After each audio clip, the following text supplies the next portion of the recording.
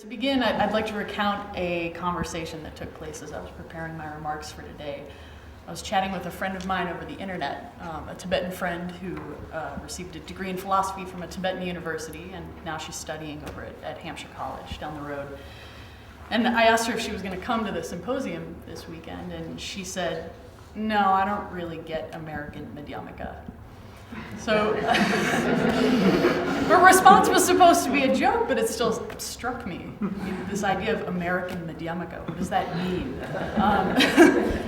What are we Westerners trying to do with, or even to, Madhyamaka that warrants a separate label, signifying it as a distinct tradition? Aren't we all just trying to understand Nagarjuna and his successors as well as we possibly can? I'd argue that our attempts at understanding Nagarjuna are no different from the Indians or the Tibetans or any other number of communities that have studied Madhyamaka writings. We, as Westerners, bring our own backgrounds and influences to bear on Nagarjuna's texts, and the interpretations that result form a unique tradition, distinct from any of those that originated in Asia. Now, there's nothing wrong with participating in the creation of a new Madhyamaka tradition, provided that we're aware of what we're doing. And if we are in the process of creating a new tradition, we should take the time to seriously consider how we're doing it. And the heart of this issue involves understanding how we read Nagarjuna's texts. And when I first encountered Nagarjuna as an undergraduate, I was a philosophy major and a student of Jay's here at Smith. And at the time, I had a hard time thinking about Nagarjuna as doing anything but analytic philosophy. His fourfold negation of...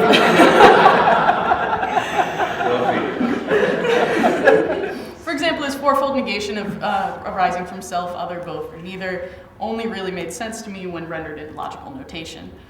But now that I've been away at graduate school for a few years, in a religion department of all places, my ideas are starting to change, and I'm beginning to think about Nagarjuna's writings in different ways. Now, perhaps this is a natural part of a graduate student's academic development, trying out new ideas, seeing what works best and what fits most closely with one's own background and interests. But at times, I can't help but feel a bit like a rebellious teenager disagreeing with what my parent, or in this case, undergraduate advisor, taught me just because I can. But I think that Western Madhyamaka, if we are to consider it a distinct tradition, is similarly in its adolescence. When compared to the Asian communities in which Madhyamaka thought has thrived, we really haven't been doing this for very long. And in order for us to understand Madhyamaka and to understand it well, we need to spend some time trying out our own ideas, looking at Nagarjuna and his commentators from different perspectives and through different lenses. Now, I would like to suggest one such lens through which to read Nagarjuna, based on some remarks that Janardhan Ganeri makes in his book, The Concealed Art of the Soul. Ganeri proposes that Indian religious texts relate to their readers in unique ways, and that rather than making explicit claims about the truth, they are vehicles for transformation. By this, Ganeri means that such texts do not tell a reader what to believe, but rather they serve as tools to enable a reader to change her mind, to come to her own realization of the truth as she struggles through them. So what if we read Nagarjuna in this way? What if we try to understand a text such as the Mula Madhyamaka Kataka not as a philosophical treatise, but rather as a religious text that lays out a path for its readers to follow? If we approach the Madhyamaka tradition in this way, then instead of painstakingly analyzing specific sections of texts, we had to look at these texts holistically.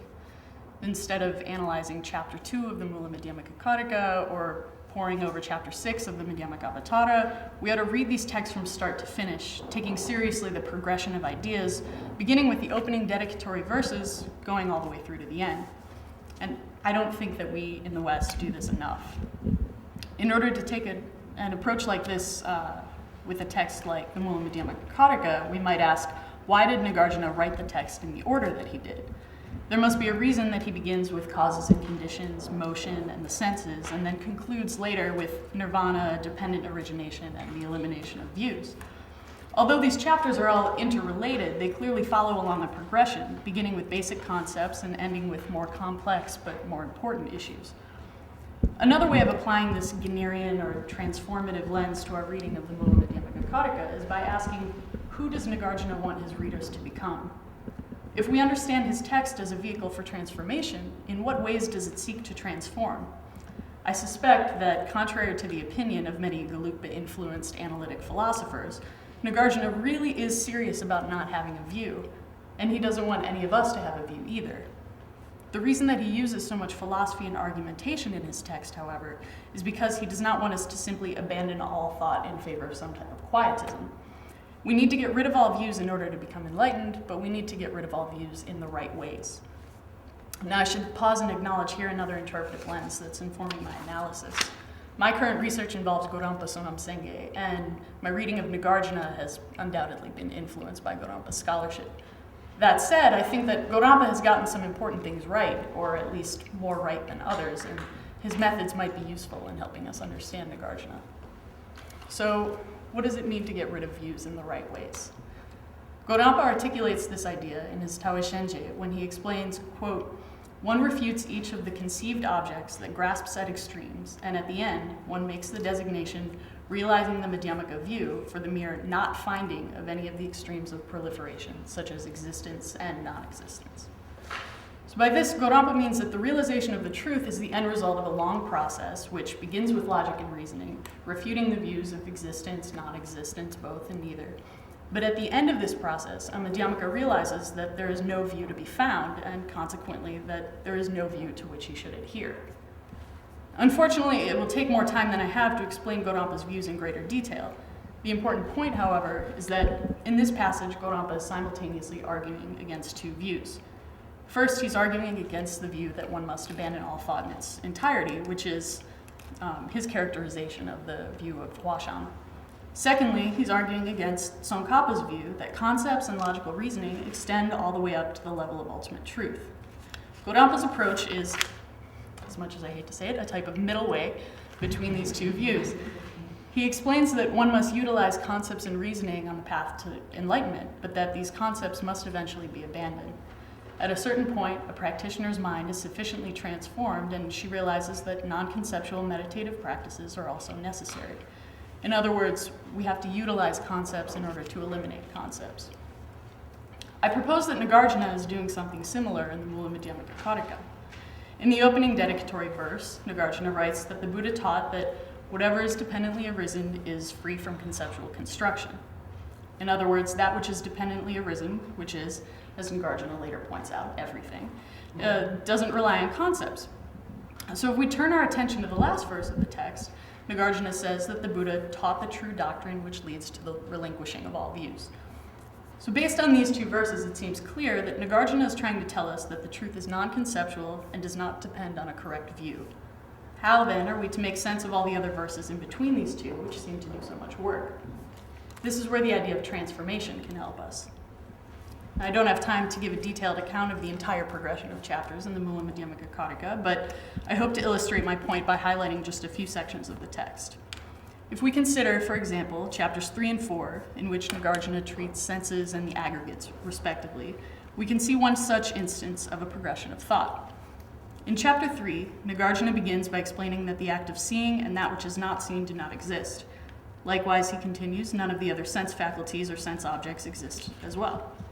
In chapter 4, he reasons that if sense faculties cannot exist, then neither can that which is perceived by the senses, namely form. And in the same way, none of the other aggregates can exist. And I don't read these chapters as constitutive of a philosophical argument. Instead, I understand this progression of views as an illustration of part of the process through which one must go if she is to eliminate all views and come to a realization of the truth. Nagarjuna is explaining here that one begins by realizing that there are no senses, and then upon contemplating that, she realizes that if there are no senses, then similarly there are no aggregates. So if we recall Gorampa's quote, which I just read, in which he describes the Madhyamaka view as the not finding of any of the extremes of proliferation, we can see the similarities to Nagarjuna's thought. The difference is, while Gorampa explains this process to us, Nagarjuna is actually showing it to us. He shows us the process by which one realizes that the senses cannot be found, and then that the aggregates cannot be found, and so on, until nothing can be found at all. The end of the text is worth considering as well. Garfield, among others, considers the examination of the Four Noble Truths in chapter 24 to be the climax of the text. While I agree that this section represents the philosophical climax of the text, in that it draws on the preceding chapters to explain the relationship between emptiness, dependent arising, and the two truths, it's not indicative of the final transformation that Nagarjuna wants his readers to undergo. There are, after all, 3 more topics that are dealt with after this section. So by placing the philosophical climax toward, but not at, the end of the Mula Madhyamaka Karika, Nagarjuna is telling us here that there's still more transformative work to be done. Chapter 25 opens by suggesting that once one has realized the emptiness that is described in chapter 24, this emptiness must also be examined.